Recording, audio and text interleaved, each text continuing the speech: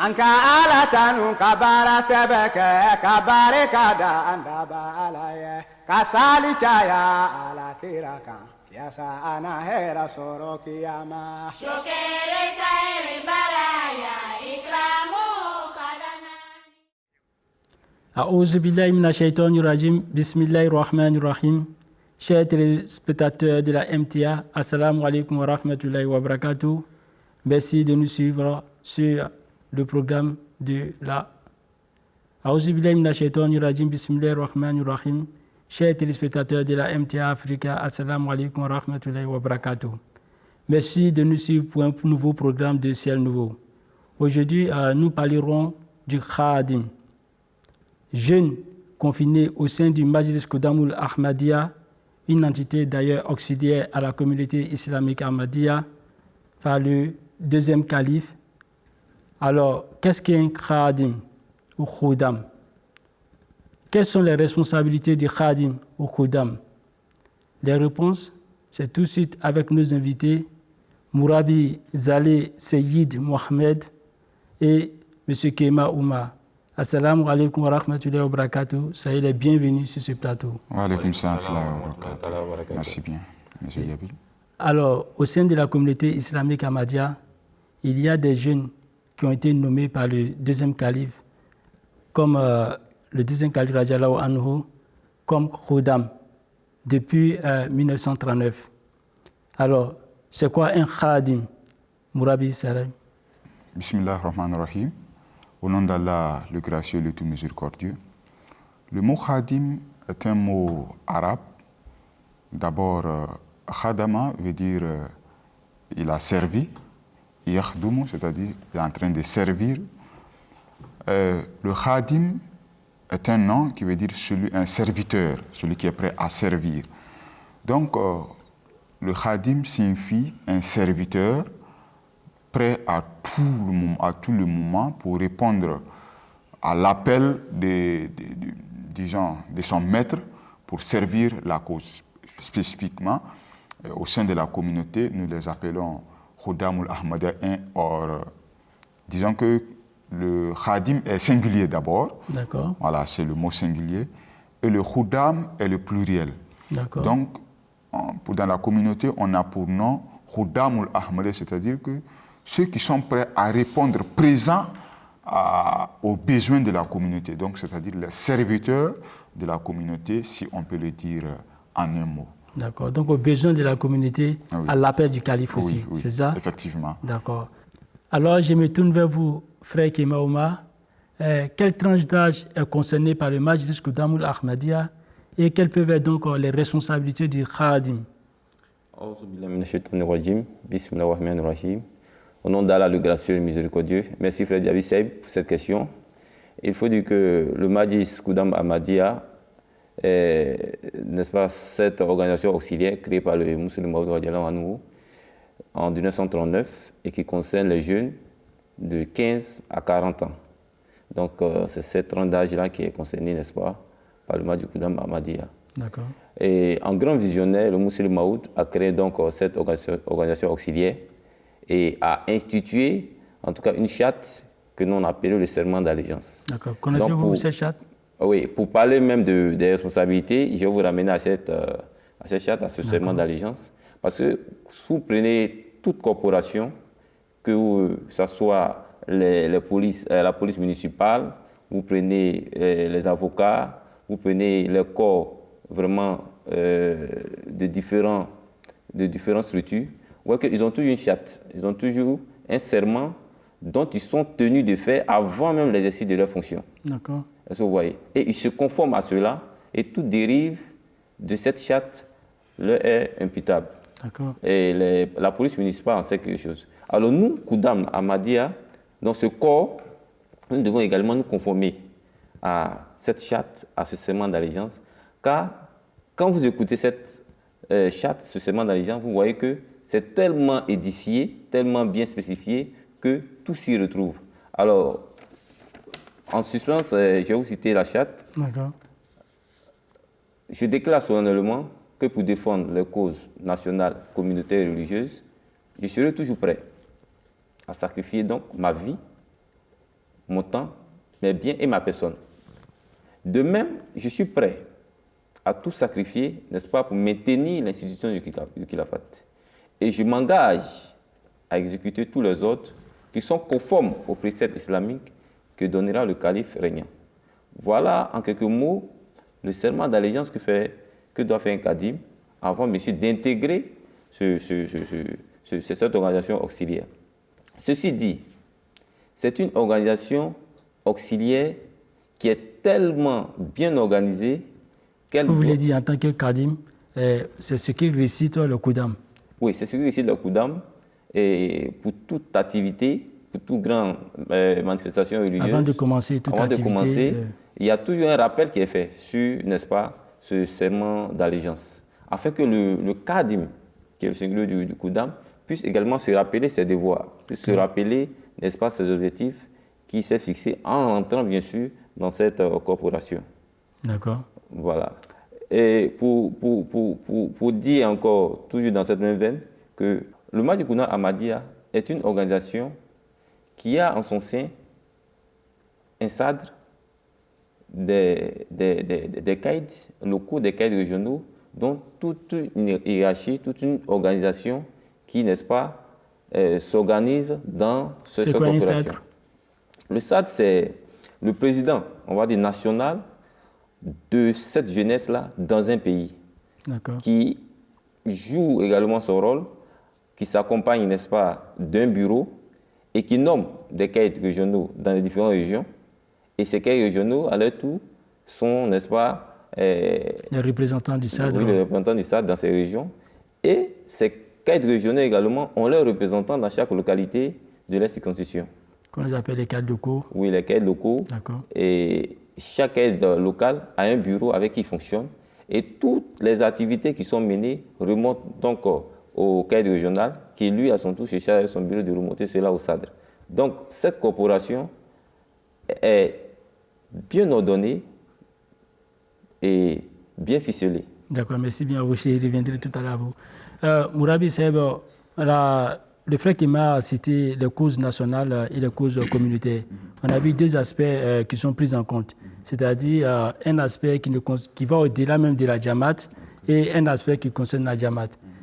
Quels peuvent être donc les motifs qui ont poussé le Hazrat Khalifatul Masih Sani à mettre ce système en place? Ok, merci bien, M. Djabi Moustapha.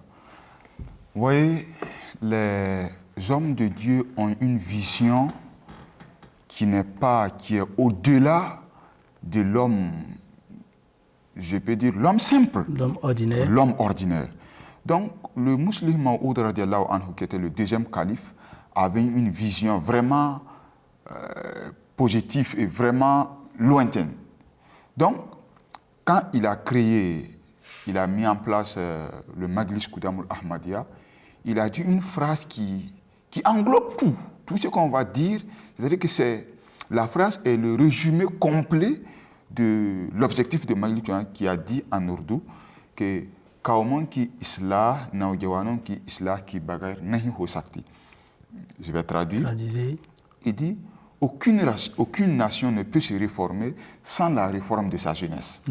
Donc, ici, le musulman automatiquement voit le Majlis Qudamul Ahmadiyya comme étant la colonne vertébrale de la religion. C'est-à-dire qu'il lie, c'est-à-dire qu'il y a un lien des membres supérieurs et des membres inférieurs.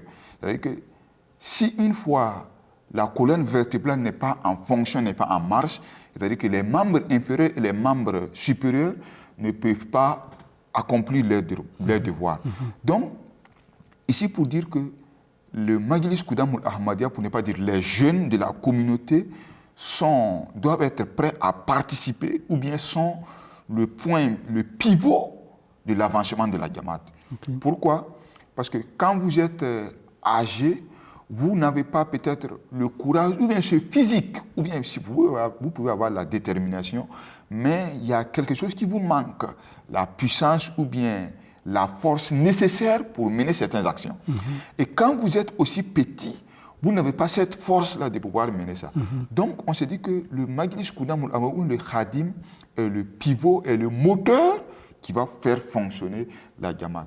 Donc, ce mot pour dire que si nous voulons réformer la Jamaat, si nous voulons faire avancer la Jamaat, si nous voulons réformer la société en général, il faut d'abord se focaliser à la réforme de sa jeunesse.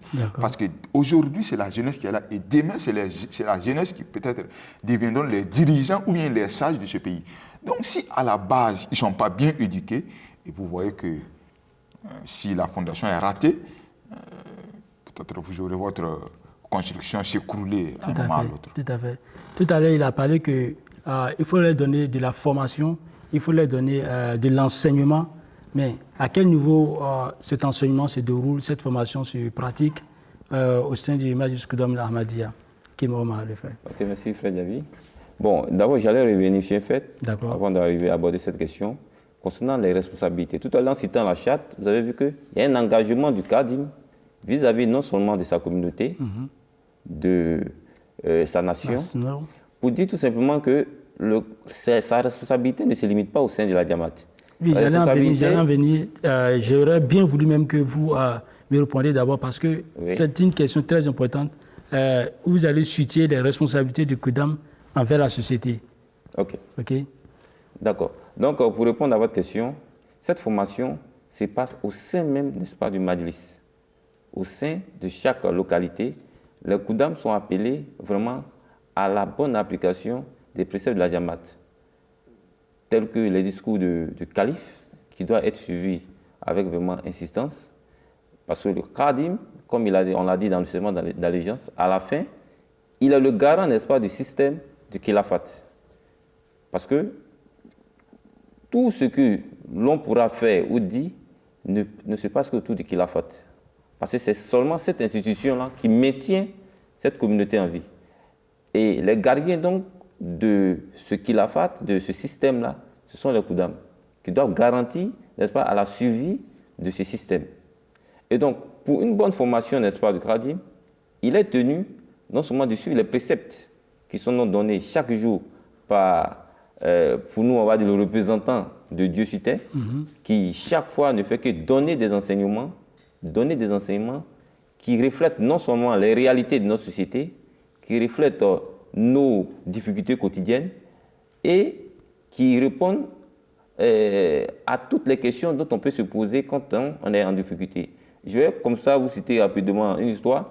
Dans ma région, il y a eu un sujet islamique qui a été abordé. On ne trouvait pas de réponse et le missionnaire avait décidé de porter, n'est-ce pas, cette question-là au Mahdi Amla. Et le vendredi qui a suivi, comme par miracle, nous avons reçu la réponse à travers le sermon de Kudam qui a eu lieu les jours qui ont suivi. Comme quoi, pour dire que ce calife que nous avons, c'est vraiment l'élément indispensable pour nous aujourd'hui. Car toutes nos réponses, toutes nos difficultés, toute notre formation réside dans des enseignements qu'il nous donne. D'accord, c'est vraiment... J'aimerais apporter un petit point sur ce qu'il a dit. D'abord, quand on dit le terme khadim, c'est-à-dire celui qui est le serviteur, ce n'est pas le terme un serviteur, quelqu'un qui est prêt à servir à moi ou bien à quelqu'un d'autre. Il y a un mécanisme qui est là qui doit servir. Et le moteur de ce mécanisme, c'est le khilafat. Donc, le Kudam est appelé d'abord à obéir et être un exemple dans son entourage. Par exemple, et il y a beaucoup comme vous l'avez demandé, quels sont les moyens qu'on utilise pour la formation d'un Khadim. M. Kamal a répondu, mais comme je viens là-dessus, voilà. Donc, il y a plusieurs aspects pour la formation d'un Khadim. Il y a d'abord apprendre à lire le Saint-Coran. Ce n'est pas seulement faire une lecture simple, mais étudier le Saint-Coran. Donc, ça fait un. Deuxièmement, suivre les sermons du calife. Parce que ce qui nous différencie le Majlis Kudam Ahmadiyya ou un Khadim au sein de la Jamaat et les autres Kudam, il n'y a pas de différence. La seule différence est que nous sommes réunis à un homme religieux. nous sommes réunis à un représentant de Dieu. Donc, si nous ne suivons pas, si nous n'obéissons pas à ce représentant de Dieu, donc on devient pratiquement la même chose ou bien sur le même point d'égalité que ceux qui n'ont pas un dirigeant, que ceux qui ne font que agir selon leur impulsion ou bien selon leur désir. Mais nous sommes gouvernés par un homme religieux et qui se soucie de nos problèmes quotidiens, de nos problèmes mondains et de notre éducation spirituelle et de notre avancement spirituel. Donc, la formation d'un Khadim est d'abord primordialement le calife. C'est-à-dire, pour ne pas dire que tous les Ahmadis, mais sur le plateau, on est sur le terme de Khadim. La formation primordiale d'un Khadim, c'est de suivre, c'est d'obéir du calife, comme le serment fait ressortir à ça. Parce qu'on est les garants de cette institution de Khilafat. Donc, il faudra qu'on soit à la première ligne de ceux qui obéissent le calife. Voilà. Donc, le mot Khadim est chargé d'un sens actif. Un sens qui, normalement, un khadim ou le Koudan doit se mirer à ce mot, car c'est rempli de sagesse. Okay? Mais au niveau national, comment est-ce qu'un khadim peut, à son niveau, contribuer à l'amélioration de la société? À cette réponse, j'allais rapidement vous citer un hadith du prophète Muhammad, sallallahu alayhi wa sallam, Ubul watan min al-iman, comme quoi pour dire l'amour de la patrie fait partie de la foi. Alors, un Khadim, comme on l'a dit, il a un devoir vis-à-vis de sa nation, de son village, de sa communauté. Donc, il est tenu, n'est-ce pas, d'aimer sa patrie, comme il aime également le système de Khilafat, comme il aime également sa petite cellule familiale. Et il doit animer, n'est-ce pas, cet amour-là, tout au long, n'est-ce pas, de sa vie. C'est ainsi, à partir de l'amour qu'il a pour sa patrie, pour sa foi, il pourra donc participer aux débats constructifs qui sont menés au sein, n'est-ce pas, de son village, de sa communauté. Parce que les valeurs religieuses que nous avons acquises au sein de cette Jamaat, nous ne devons pas la garder seulement au sein de la Jamaat. On doit participer également à la construction, n'est-ce pas, de notre pays, en émettant, ou du moins en influençant tous les sujets qui concernent d'ordre social, culturel et même religieux, puisque religieusement, nous faisons le tablik pour inculquer, n'est-ce pas, au monde musulman, ce renouveau de l'islam, cette nouvelle approche qui rétablit l'islam dans sa vraie version. Donc, ceci dit, cette valeur, tout ce qu'on a acquis comme valeur au sein de cette Jamaat, nous devons également l'immiscer ou la traduire en actes dans notre communauté, dans nos villages, dans nos campements, et donc permettre, n'est-ce pas, à notre entourage, n'est-ce pas, d'évoluer avec nos enseignements. D'accord. Alors je me tourne vers vous, missionnaire. Il y a un missionnaire qui disait comme ça que un khadim est une lumière dans son environnement. Qu'est-ce qu'il voudrait dire par là? Effectivement, d'abord, tout le monde souhaiterait avoir un serviteur honnête, qui a le sens, qui connaît le sens de ses responsabilités, qui s'acquitte de ses devoirs. Donc, automatiquement, quand un serviteur s'acquitte de ses devoirs, qui a un sens de priorité de ses devoirs, automatiquement, qui est un homme digne de confiance, automatiquement, il a un bon réflexe dans son entourage. Donc, et il y a le calife qui nous a dit que nous sommes à peu près, c'est-à-dire que dans cet âge, il faut presser plus avec ton comportement que seulement des arguments sèches ne fait que, voilà, je n'ai pas dit de ne pas faire des prêches, mais le comportement aussi a un impact dans ton entourage. Par exemple, si tu fais des beaux discours alors que tes actions posées sont contraires à ce que vous dites, vous allez voir que les gens vont vous fuir. Donc, au lieu de faire beaucoup de discours, au lieu de faire beaucoup de tapage, il faut être un modèle, il faut être une lumière à ton serment. Voilà, dans ton serment, et puis faire voilà que vraiment, moi, je suis vraiment digne de ce nom-là. Ce n'est pas un chapeau seulement que je porte, je suis digne d'être un Khadim, et comme ça, tout le monde voudra t'imiter et tout le monde va t'envier pour ce bon comportement. Donc, pour revenir un peu, pour ajouter un peu à ce que vous avez demandé, voilà, Okay. m'a dit. Le Kadim, son territoire d'action ne se limite pas seulement au sein de la Jamaat. D'accord. Par exemple, dans nos différentes organisations, et précisément dans notre istimat, dans la convention annuelle des jeunes, vous voyez que non, il y a ce qu'on appelle don de sang. Et quand on fait le don de sang, c'est gratuit, c'est-à-dire que c'est pour apporter de l'aide à la société en général, D'accord. sans exception, sans discrimination. Et en plus de cela, nous avons des travaux dignitaires qu'on ne demande rien. On voit que non, ici là vraiment, c'est pas bien.